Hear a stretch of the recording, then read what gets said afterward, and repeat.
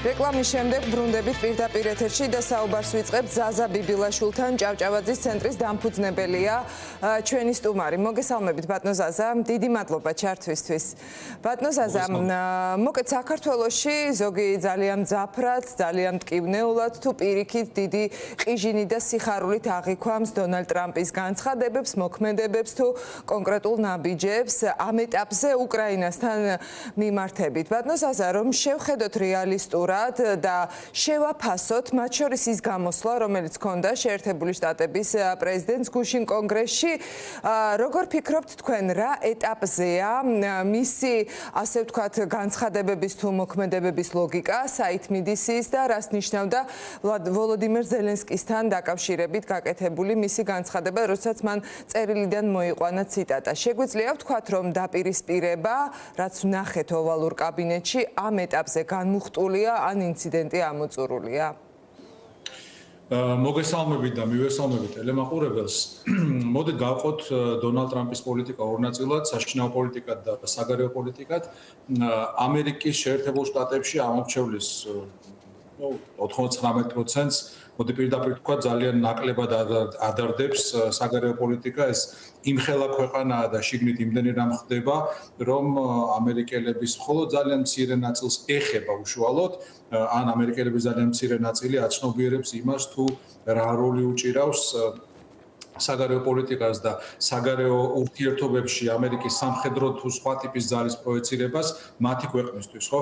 შიდა პოლიტიკაში დონალდ ტრამპი პირდაპირ ვთქვათ, მისი არჩევა ჯერ ერთი შემთხვევით ნამდვილად არ ყოფილა, ხო? იმიტომ რომ ძალიან ბევრი ლეგიტიმური საფუძველი არსებობდა უკმაყოფილების და გარკვეულწილად რასაც ის აკეთებს, გასაგებია და სწორია და გრძელვადიანად ალბათ სწორ შედეგს გამოიღებს, როგორიც არის გადასახადების შემცირება, ნებისმიერ ვითარებაში მისასალმებელია, როგორიც არის პირადად ჩემთვის იმ ულტრამემარცხენე პოლიტიკის დასრულება, რომელმაც ძალიან დიდი და უარყოფითი როლი შეასრულა არა მხოლოდ ჩრდილოეთ ამერიკაში, არამედ საერთაშორისო ბაზარზეც, ასე ვთქვათ, ვინაიდან ყველაზე უფრო მეტად რუსული პროპაგანდა სწორედ ამას ებღაუჭებოდა, როდესაც ამბობდა, რომ აი ამერიკა ანგრევს ჩვენს ეროვნულ ფასეულობებს, ჩვენს ტრადიციებს, ებრძვის და ასე შემდეგ და ებღაუჭებოდა იმ სიგიჟეს, რომელიც თვითონ ამერიკაში მაინდა-მაინც პოპულარული არ არის.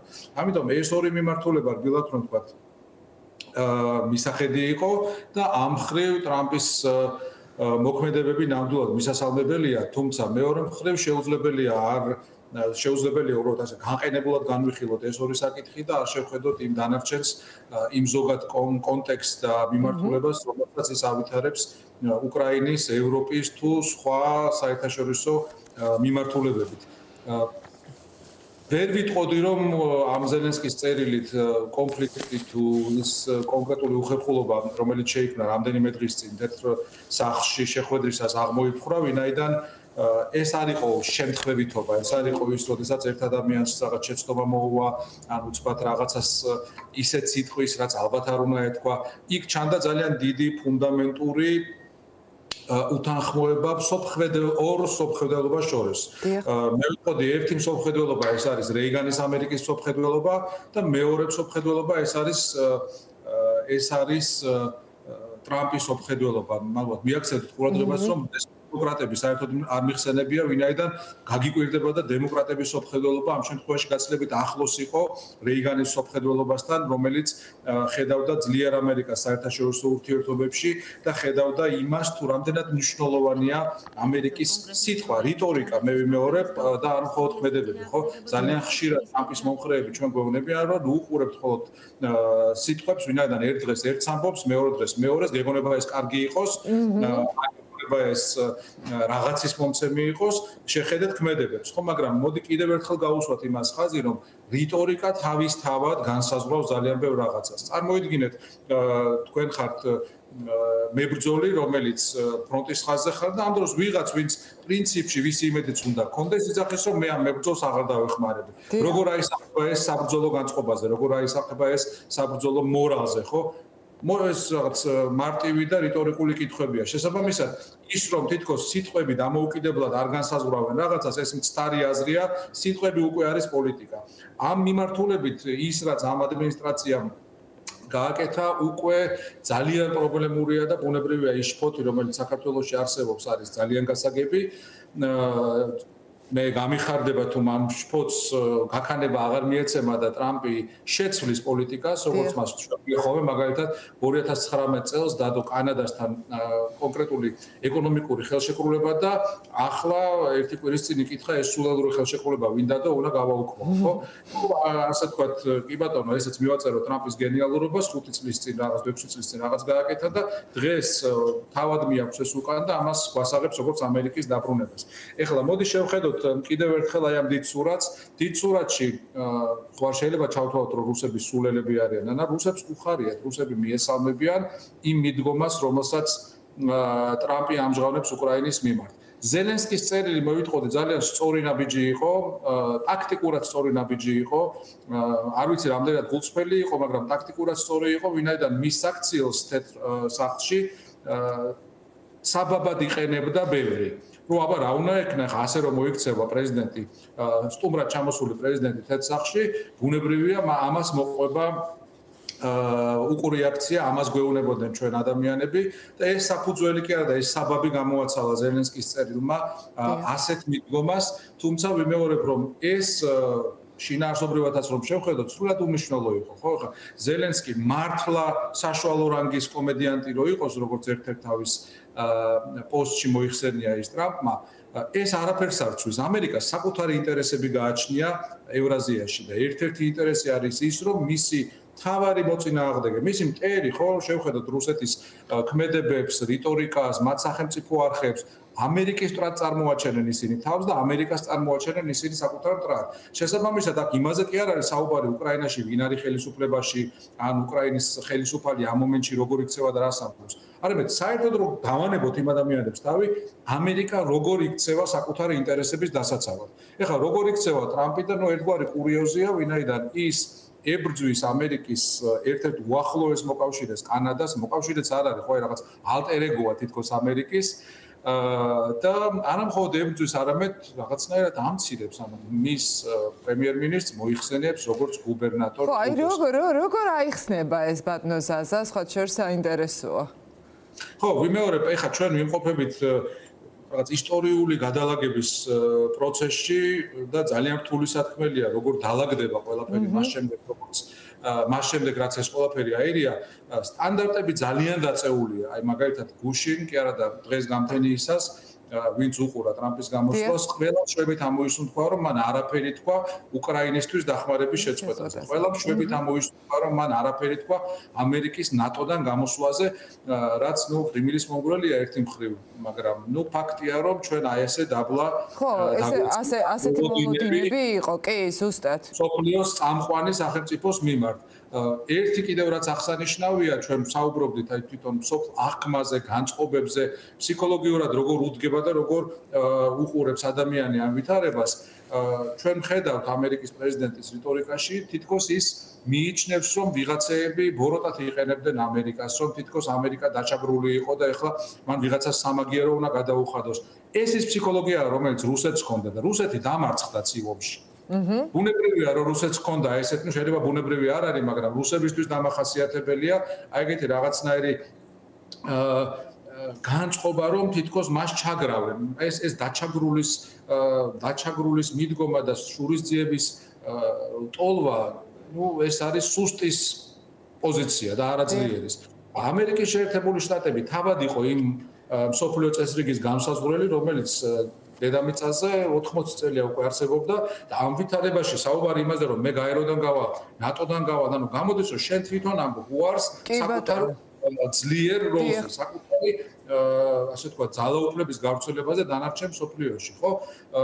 ნუ იგივე გრენლანდიის საკითხი რო ვახსენოთ, ნუ თქვა რომ გრენლანდიას ასე თუ ისე ამერიკა მაინც მოიპოვებს, ხო? აი გუშინ ეს ახსენა ტრამპმა ჩვენთვის როგორც ქართველებისთვის რა არის აქ მნიშვნელოვანია კონკრეტულად გრენლანდიის საკითხი კი არ არის აქ საუბარია იმაზე რომ ჩვენ რას მივიჩნევთ მსოფლიო წესრიგის მთავარ გარანტიად არის თუ არა საერთაშორისო სამართალი თუ არის მაშინ რა განასხვავებს ამერიკას ამ შემთხვევაში რომელიც იძახის რომ აი ძალა მაქვს და გრენლანდიას ავიღებ ჩავიგდებ ხელში და რუსეთს რომელიც იძახის რომ ძალა მაქვს და რომელიღაც ჩემ მომიჯნავე ტერიტორიას ჩავიგდებ ხელში, იმიტომ რომ ოდესღაც ჩემი იყო.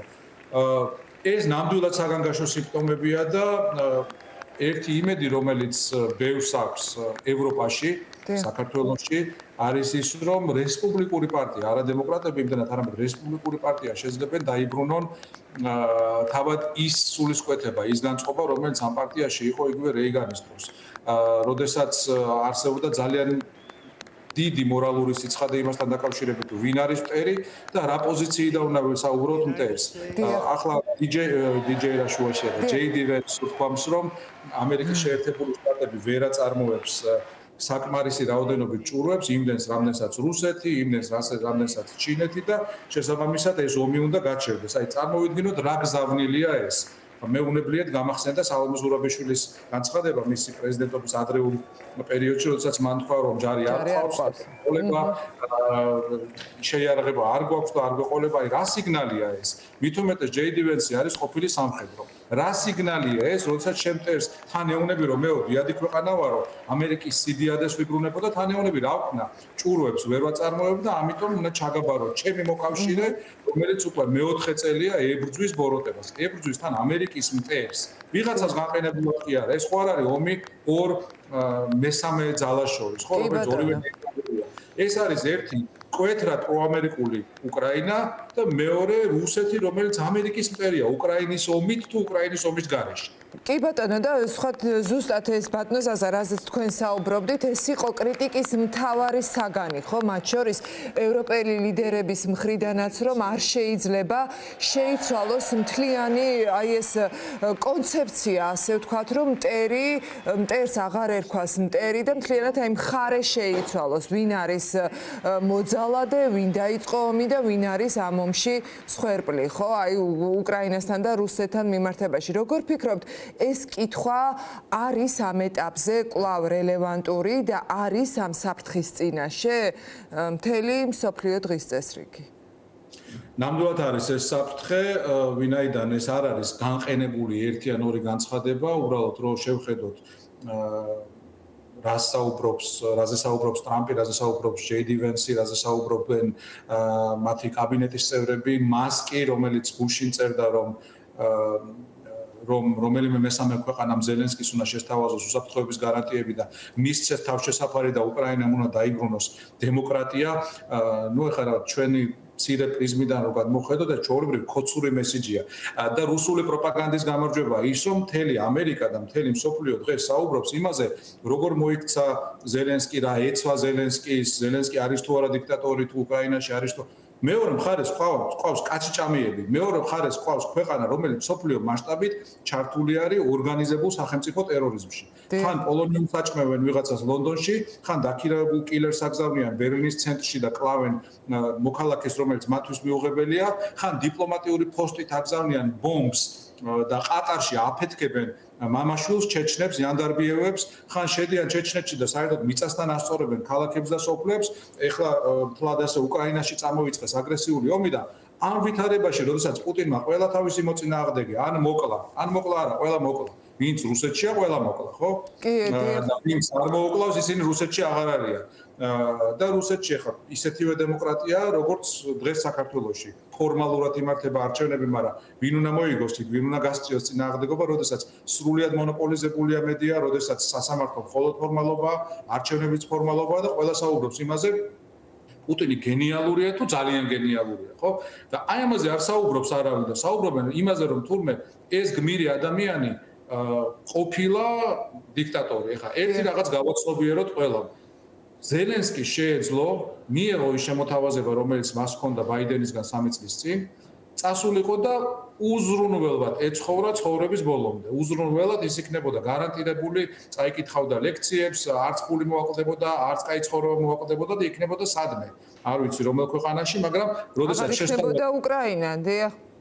მაგრამ არ იქნებოდა უკრაინა. ეს არის ის მშვიდობა, რომელზეც ტრამპი საუბრობს და ასევე როდესაც საუბრობს იმაზე რომ ტრამპს აქვს უფლება და უნარი ერთადერთი ადამიანია მსოფლიოში, რომელსაც შეუძლია რომ მშვიდობა დაამყაროსო.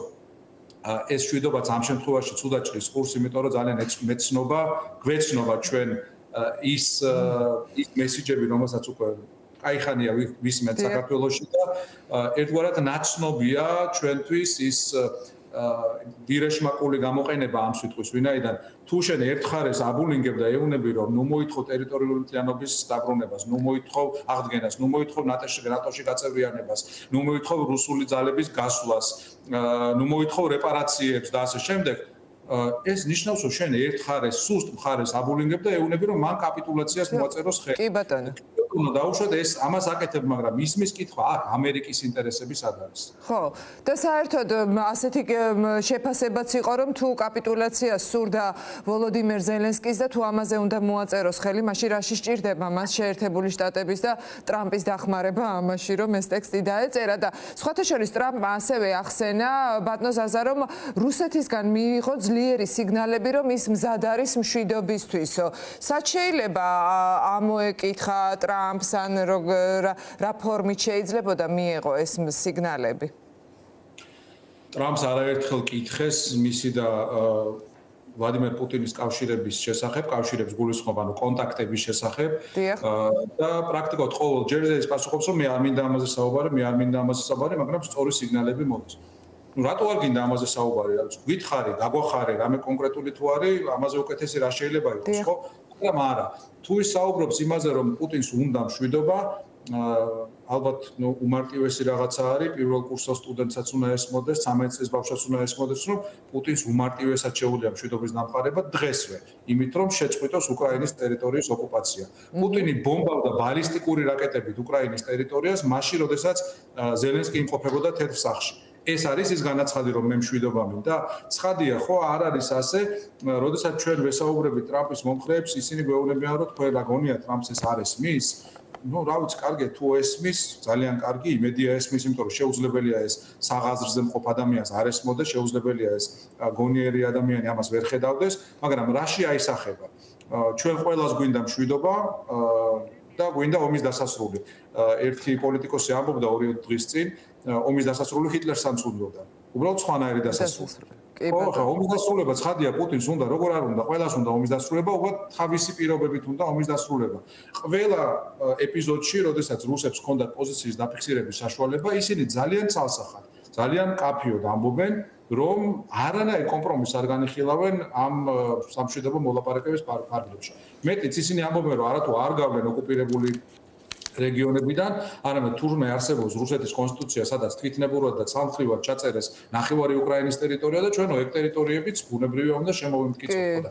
ამ ვითარებაში ახლა ცხადია, შეუძლებელია რუსეთთან ამ ვითარებაში მშვიდობა, ნამდვილი მშვიდობა ვერ დაისადგურებს. საუბარი მხოლოდ იმაზე შეიძლება უნდა იყოს, რამდენად შეძლებს ევროპა, რამდენად შეძლებს კანადა, დიდი ბრიტანეთი, რომ შეავსოს ის ვაკუუმი, რომელიც აშკარად ჩნდება ამერიკის შეერთებული შტატების მხრიდან. ამერიკის შეერთებული შტატებს ეს როარს გაეკეთებინა, ევროპას ეს მაინც უნდა გაეკეთებინა. უბრალოდ ამან დააჩქარა ერთგვარად.